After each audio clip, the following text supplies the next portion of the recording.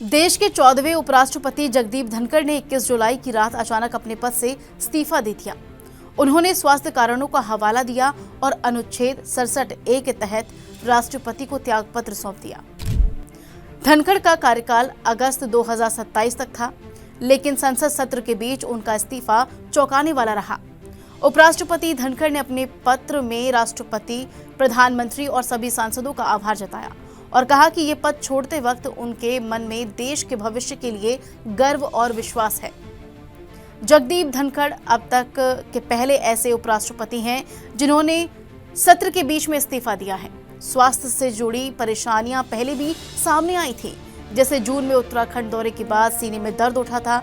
अब सवाल उठ रहे हैं कि क्या ये इस्तीफा सिर्फ स्वास्थ्य कारणों के चलते दिया गया है या फिर बात कुछ और ही है।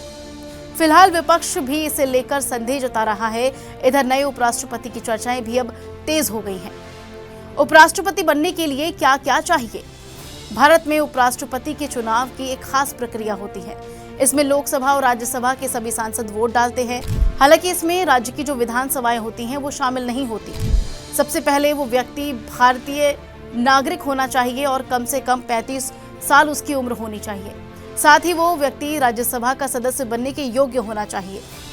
इसमें एक अहम शर्त ये भी है कि वो किसी भी सरकारी लाभ के पद पर नहीं होना चाहिए, यानी कि कोई सरकारी नौकरी या ऐसा पद जिससे उसे वेतन या लाभ मिलता हो, वो मान्य नहीं है। अब बात करते हैं नामांकन प्रक्रिया की। तो उम्मीदवार को नामांकन दाखिल करने के लिए कम से कम 20 सांसदों का प्रस्ताव और 20 सांसदों का समर्थन होना चाहिए, यानी कुल 40 सांसदों का भरोसा उसे मिलना चाहिए। और हाँ, एक और जरूरी चीज है, उम्मीदवार को 15,000 रुपए की सुरक्षा राशि भी जमा करानी होती है।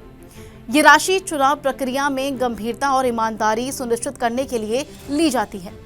अगर उम्मीदवार को कम से कम 1/4 वोट मिलते हैं तो ये राशि उसे वापस कर दी जाती है। अगर वो पर्याप्त समर्थन नहीं जुटा पाता है तो ये राशि सरकार के पास चली जाती है। यही प्रक्रिया तय करती है कि कौन देश के दूसरे सर्वोच्च संवैधानिक पद तक पहुंच सकता है। मतदान भी गुप्त बैलेट के जरिए होता है और एकल समीकरणीय मत प्रणाली यानी सिंगल ट्रांसफरेबल वोट से विजेता तय किया जाता है। इसमें सांसद उम्मीदवारों को प्राथमिकता के आधार पर वोट देते हैं, जैसे 1, 2 या फिर 3। अगर कोई उम्मीदवार पहली प्राथमिकता में जरूरी वोट नहीं पाता तो सबसे कम वोट पाने वाले के जो वोट हैं वो दूसरे पसंद को ट्रांसफर कर दिए जाते हैं। चुनाव आयोग इस पूरी प्रक्रिया की निगरानी करता है। अगर पद खाली हो जाए तो चुनाव 60 दिनों के भीतर कराना होता है।